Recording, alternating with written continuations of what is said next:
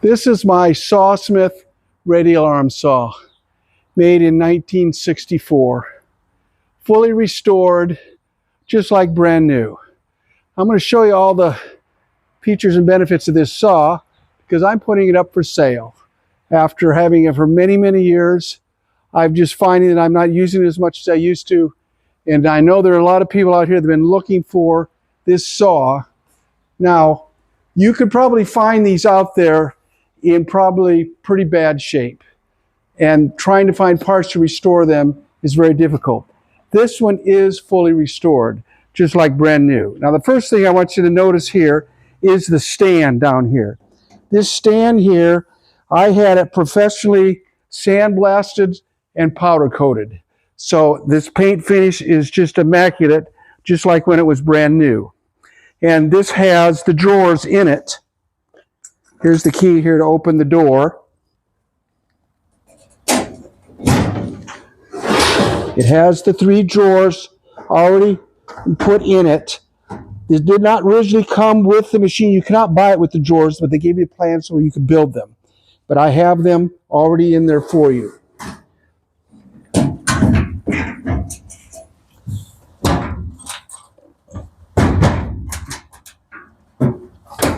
Okay. The other thing you'll notice, it's on casters. So it can roll around easily, just like this. Or you can put it firmly on the ground, just like this. Now here's firmly on the ground. I'm including with this 2 of the Sawsmith utility lights. One mounted on each side so that you can have plenty of light when you're using it.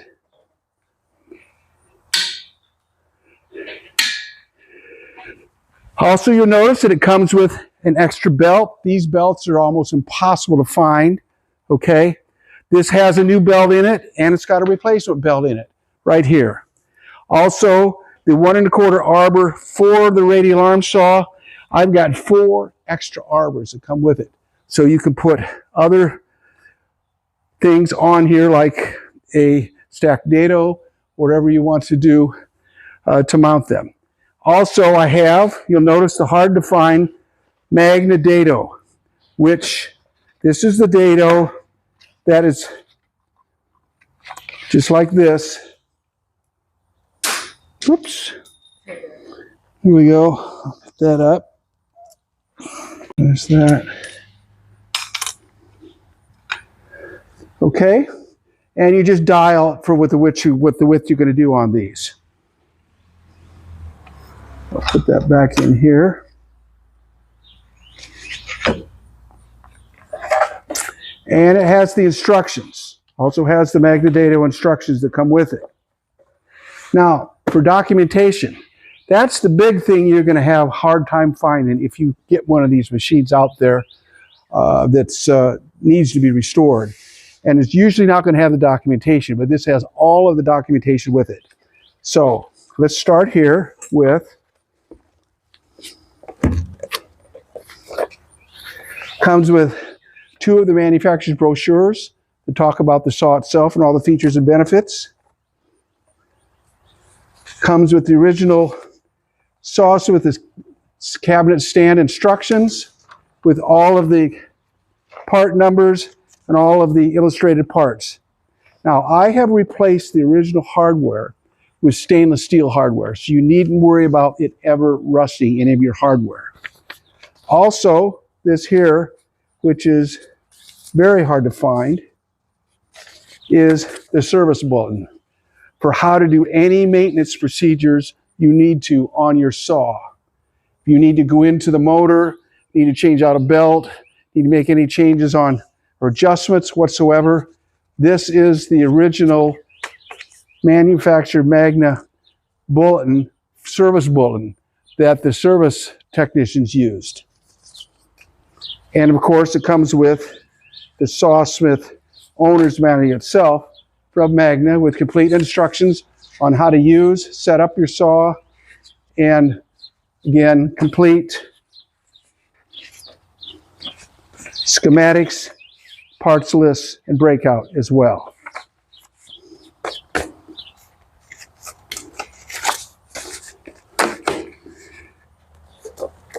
This one, Fun with the Saw. This was the book that R.J. DeCristo wrote specifically for the Sawsmith radial arm saw. It's the equivalent of the one that was done for the Shopsmith, a power tool working for everyone. This is the book that was written for this saw. And all of the procedures and all of the attachments and how to use them is all explained completely here in this book. And then lastly, this is another book, How to Master the Radial Arm Saw by Wally Kunkel, Mr. Sawdust. This is an invaluable resource for using a radial arm saw safely to do operations. Okay, so there's the documentation.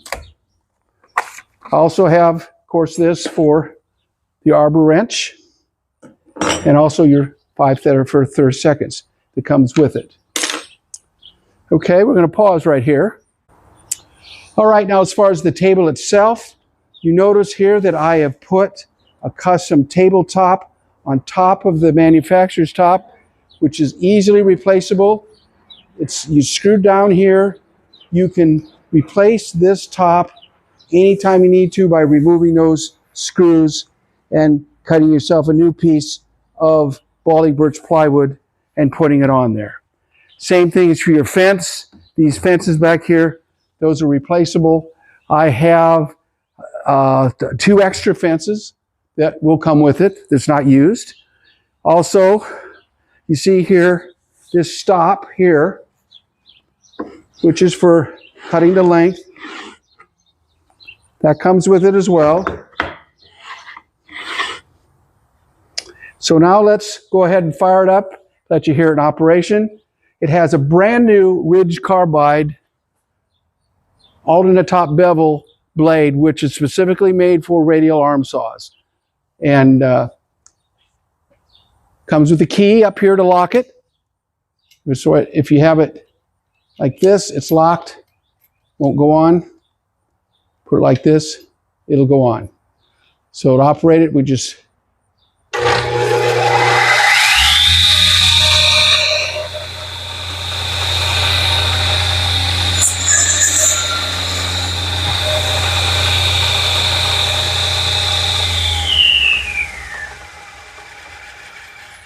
and it's got a good brake on it.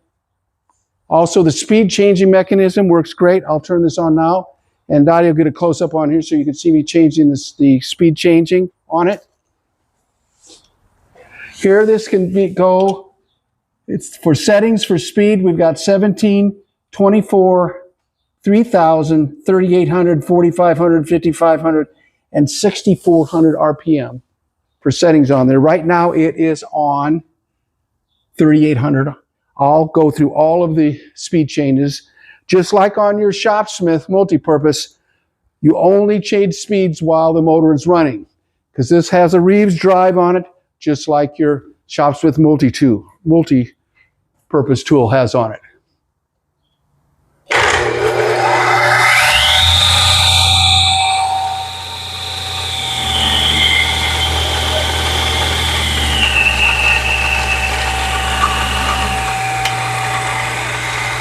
So right there is at 1,700 RPM.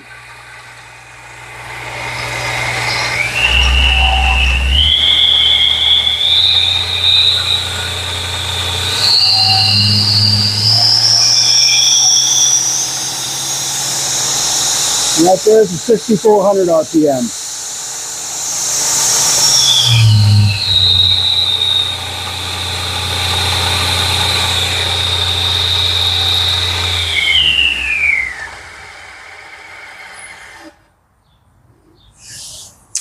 So there you have it. Of course, if you want to do your bevel cuts, that's done right here. I'll show you how that's done. We've got to raise this up. This is our height adjustment. Each full turn is 1/8 of an inch for depth.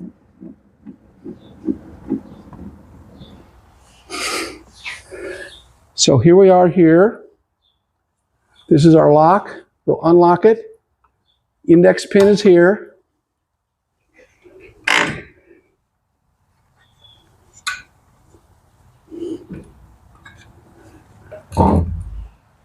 To Bring that up a little bit higher. Bring that out here so you can see it out here. I'm going to unplug this now while we do these adjustments.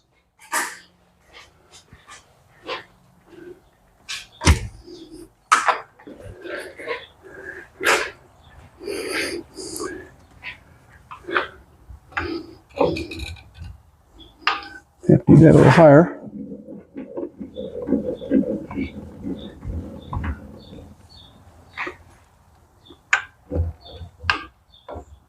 So there's my 45-degree detent right there. Lock it. And we can bevel this. This will go all the way to 90 degrees.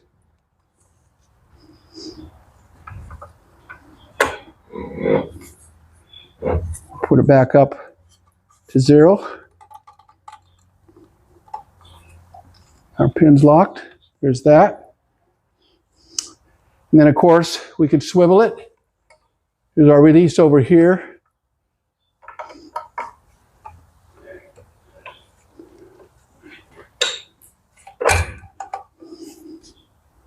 Or we can do it on this way for doing ripping operations.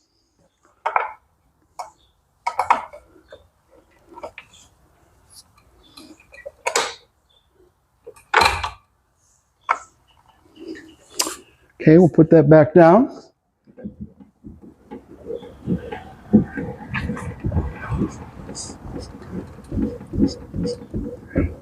Before I do anything else, I'll show you. We can swing it. We've got detents here, this way.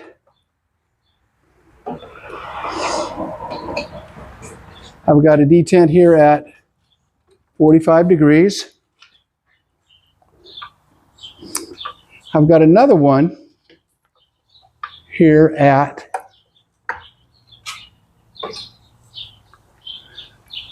let's raise that up a little bit. Pull this back.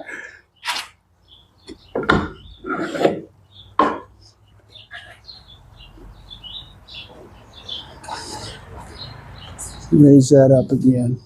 A little higher.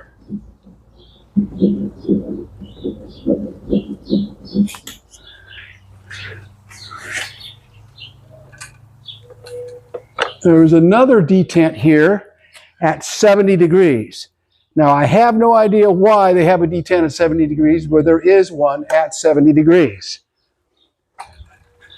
Let's bring it back around this way.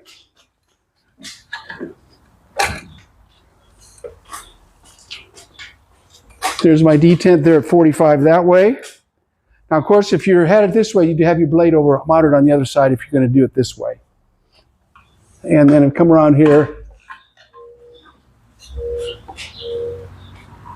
See, I do not have 70 over here. I only have a 70 over there. As I said, I have no idea why you would ever need it at 70 degrees, but if you wanted to, you could.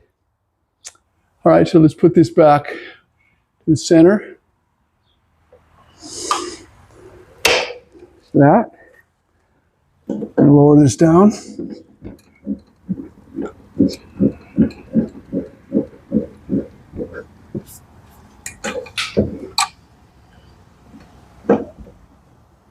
It's not.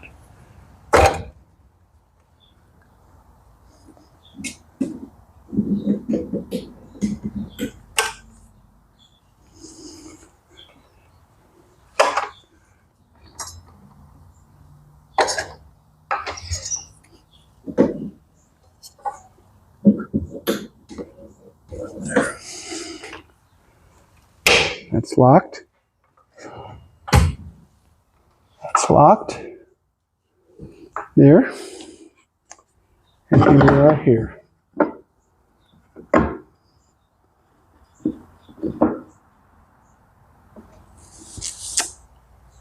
Okay, we'll go ahead and lock that up.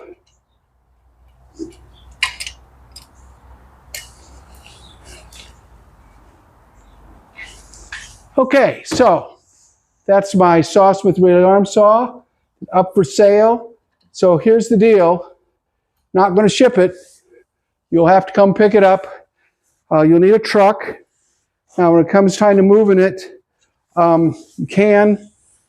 This top part here will unbolt from the base stand so that you can load those separately. And so I'm putting on here price of $500. It's a great saw. If you want a good radial arm saw and have been wanting one of these for a while and don't want to have to worry about restoring it or anything like that, this is the one to get. So just contact me if you're interested. You can send me an email at STEPHEN_A_Draper, that's DRAPER at MSN.com. And first one to give me an offer of $500 or above is going to get this great saw. So the last thing I forgot to answer is why I'm getting rid of my radial arm saw after all these years. And that's the reason is that I'm buying a Festool Kapex crosscut saw. And the reason I'm buying it is because there are certain cuts that sometimes I need to do that I cannot do. Namely, if I'm doing some long trim, like 12, 14 feet long, and I want to cut the end off at a 45-degree angle, that just cannot be done on a Sawsmith. And so there's some other things that the Kapex will do much better than the Sawsmith. So the reason I'm selling it is, as I said, is because I have another saw that will be replacing it, and but that's why I'm selling it.